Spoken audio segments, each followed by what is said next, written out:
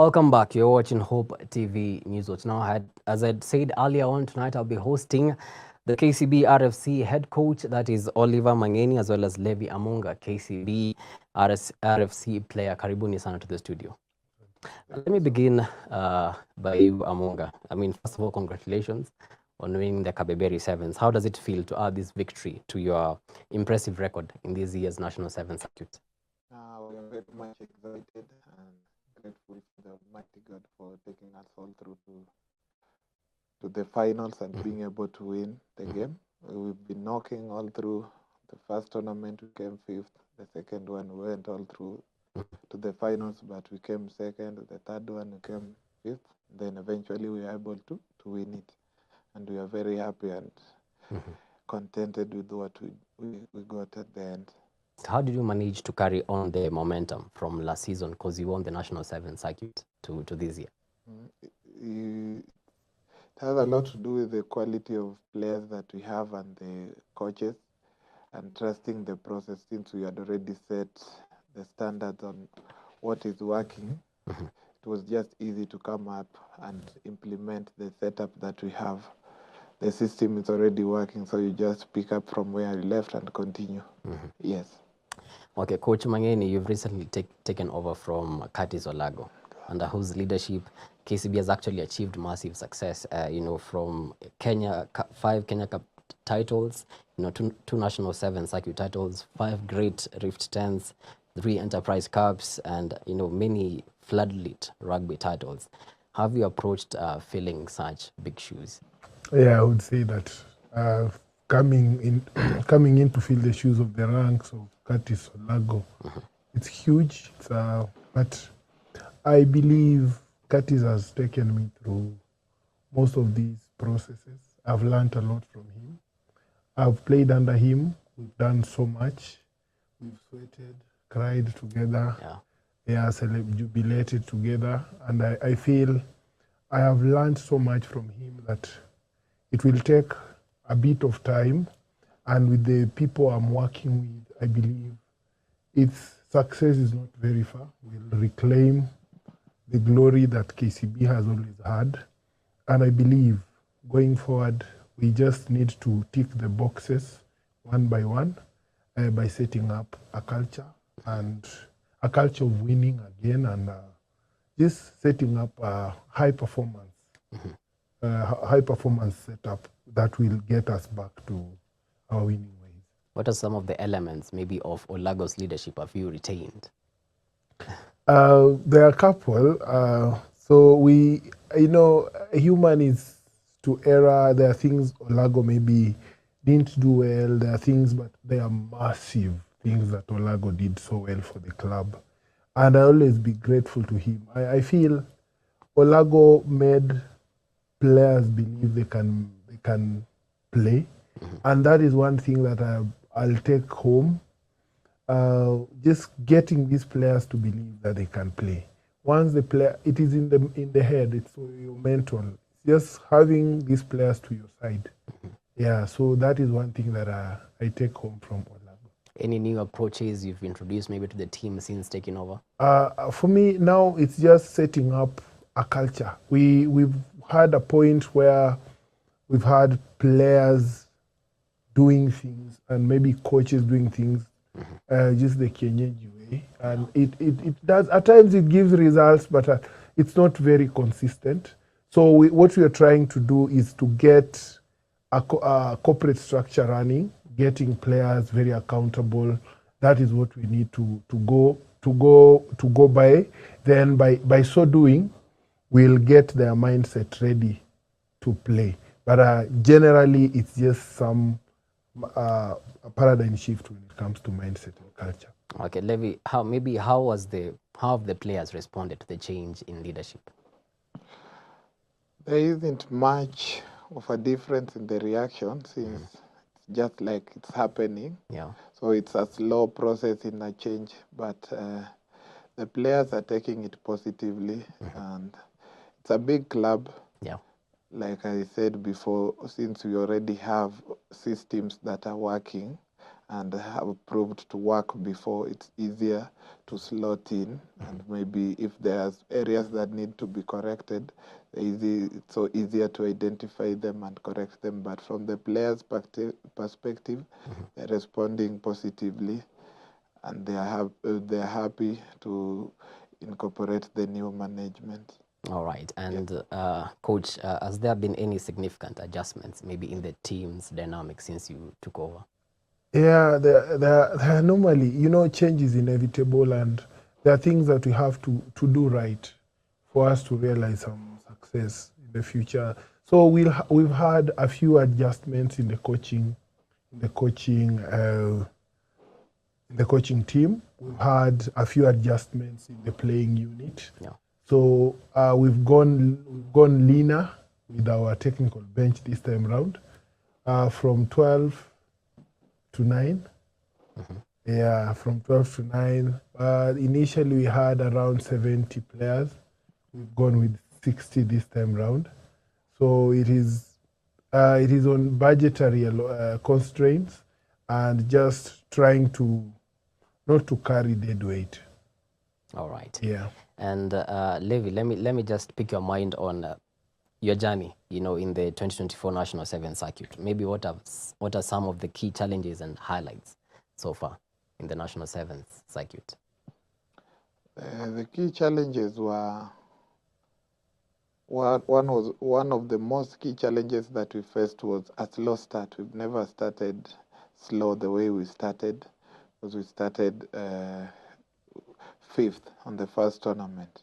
That's normally not how we normally pick up the Sevens Circuit. Yeah. Like if you look consistently over the years, you're normally contending the least to get probably number 3 or number 1. That's the Christie Sevens. Yes, the Christie Sevens. Yeah. But since we came back, we managed to be number 5 on the first tournament. It was a quick turnaround because we play over this weekend and then you're supposed to play the next weekend, so we didn't have enough time to re-strategize. But we went all through to the finals. But unfortunately, we didn't win it. Going to Kisumu, things didn't happen our way also. Yeah. But with our resilience and commitment to the cause, we were able to be victorious in Kabeberi. Yeah, and what was the critical match so far in all the circuits? The critical match, I'll say the matches that we played in Kabeberi, they're very critical to the team in terms of motivating the players and just showing that having the faith that you can still go all through was very critical. All the matches that were very critical to us, yes. There's no specific match that we had much significance to us than the other. All right. Yes. KCB actually won the National Sevens Circuit last year. Do you feel the pressure to achieve the same? I'm not under any pressure because I came in. Actually, when I was announced head coach for KCB, the circuit had already started. So anyone who follows sports, you know, sports is not what you achieve on the day. Results in sports are built over time. So our training that started in June for the sevens, that maybe the first tournament was in July. You can't, if you give someone maybe a job in August, you can't judge them by, you see, we are taking responsibility for anything that happens in the team now, but I'm not under any pressure. One thing I know, we have a very good team. The team is a blend of youth and experience, and we just need to look for a balance where we have to use these young boys and the experience that we have in the team so that we achieve what we want to achieve. You've just talked about critical matches in sevens. Just like Levi has said, all matches are critical. But for sevens, the most critical match is on the day 2. The first match of the day of day 2. If you lose that one, you can only be number 5. The best, once you lose the first match of day 2, you can only be number 5. So that match for me is one very critical match. And for you to make it to day 2, you have to win all your matches, or maybe lose only one match, only one. So all matches are critical, but that first match on the second day. Yes, if you lose that, you can only be number you can only be number 5. Levi, how do you compare the competition this year to last year? The competition, the way it's shaping up, it's quite tough compared to last year. Teams have really upped, facing a lot of competition from Cabras Rugby, Kenya Harlequins, then the surprise of Catholic Monks. They're also in the competition. Menengai Oilers is speaking slowly, but you can't underestimate them. Any day they'll surprise you, because they have been back-to-back finals in Kisumu and both in Kabeberi. So the competition is quite stiff from both majority of the superior teams. You can't underestimate any of the side. Yes.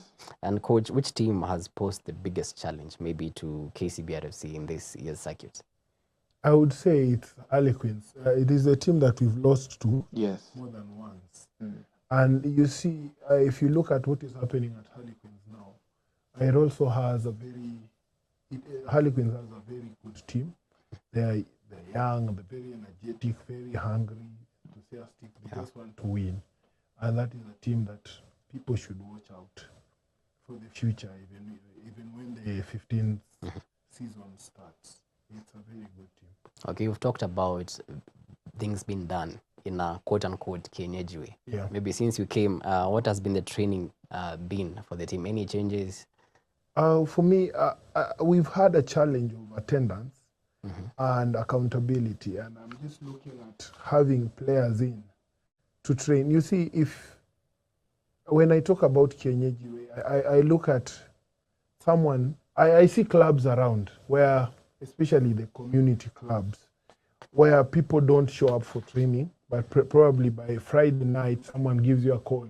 Are you on for tomorrow's match? I don't want to run a club like that. I want people coming in, players coming in, training. Anyone who misses training, maybe get some other time to make up, so that it's not about just showing up. You need to clock in the hours so that you're eligible for selection. Are there any fines for players who come? So far, we've not introduced fines. You just miss your training allowance if you don't come. Yeah, because for fines, it's very punitive, and if we start that culture of fining people with a system that is not very professional, like I've gone to clubs out of the country where, like in South Africa, you miss or get a yellow card in a game, you're fined 5,000 rand. That's a tune of 50,000 per Kenya shillings. And probably that is someone's gross salary at KCB. So it wouldn't make any sense for now. But as we build this culture, it will get to a point where accountability is the key, and maybe we can, if that comes from them, then we can implement it. We just don't want to enforce it on them.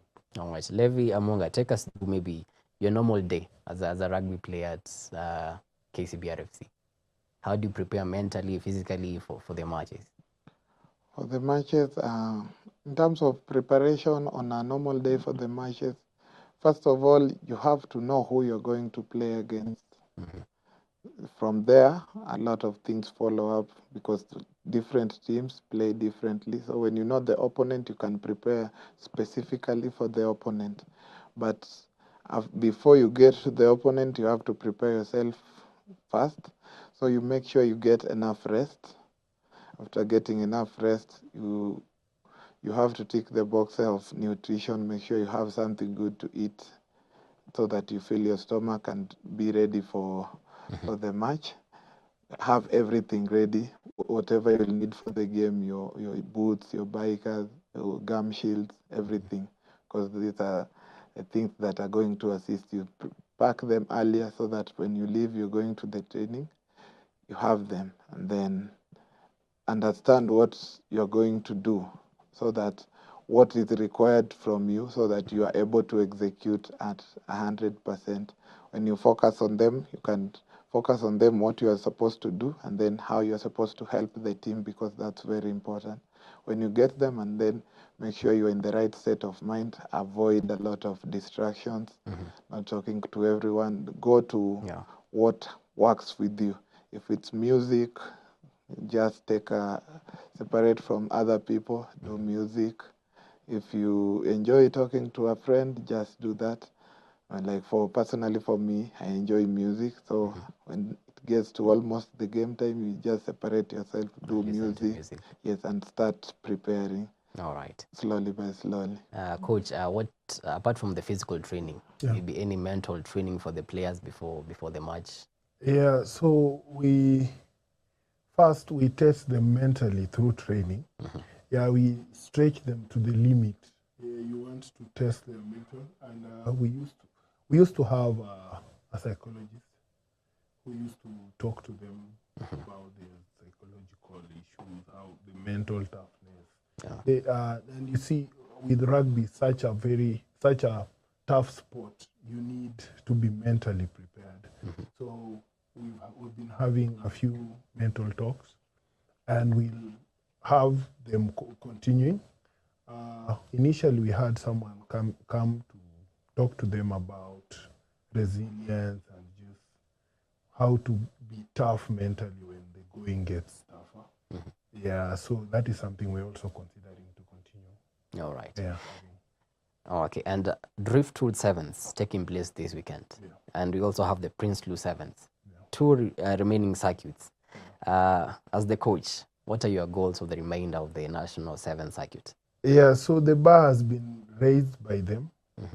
Yeah, so you see, when you're up there, people want to bring you down, and I'm sure teams have really trained and they want to dethrone us. And going into Driftwood and Prinsloo, just like I said, the bar is set, and we still want to win.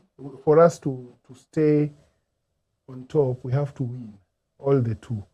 Failure to which, we don't want the mathematics of, hopefully Harlequins get beaten by so-and-so.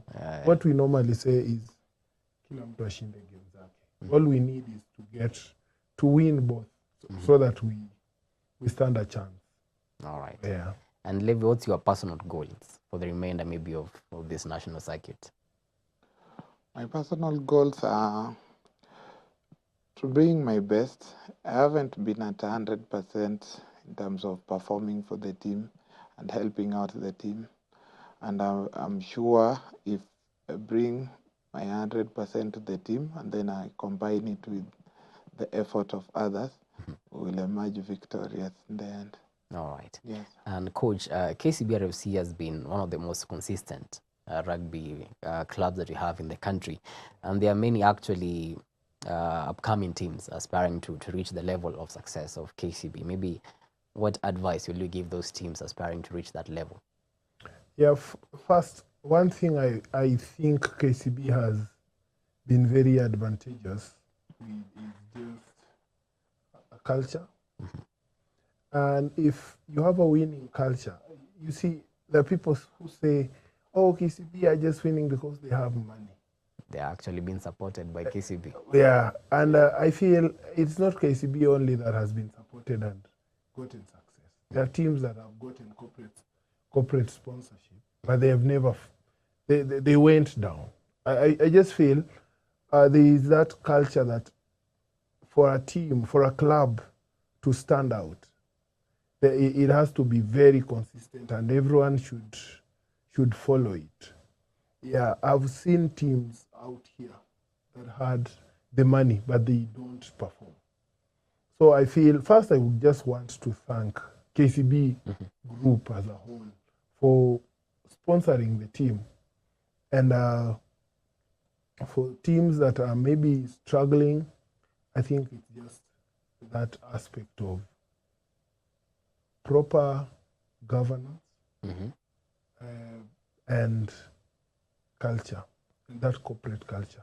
If things are if the club is transparent, things are running the right way, and the little money you don't embezzle, there are books of accounts, people have to be accountable and responsible. we'll go very far as a country, and it will even uplift the standards of rugby All right. at the national level. And how do you see KCB's legacy in Kenyan rugby?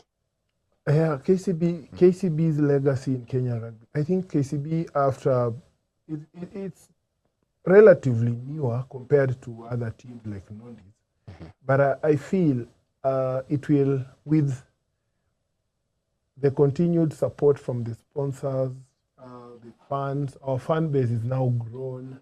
I feel we attract, I think, the best players in the country. Yeah. Yeah, so if that is well put together, I think KCB will leave a very good legacy, and it will have that tradition of winning, and will have a rugby culture that no any other team can match.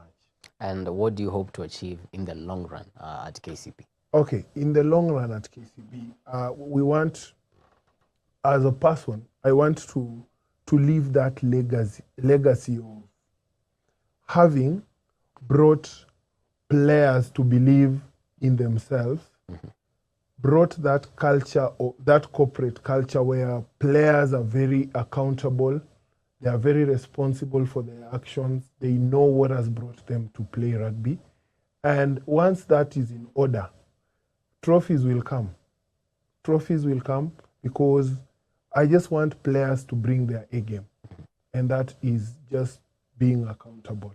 No, okay, so Yeah. trophies and more trophies. Trophies and more trophies. Amunga, Driftwood Sevens coming up this weekend. What message do you have for KCB RFC fans?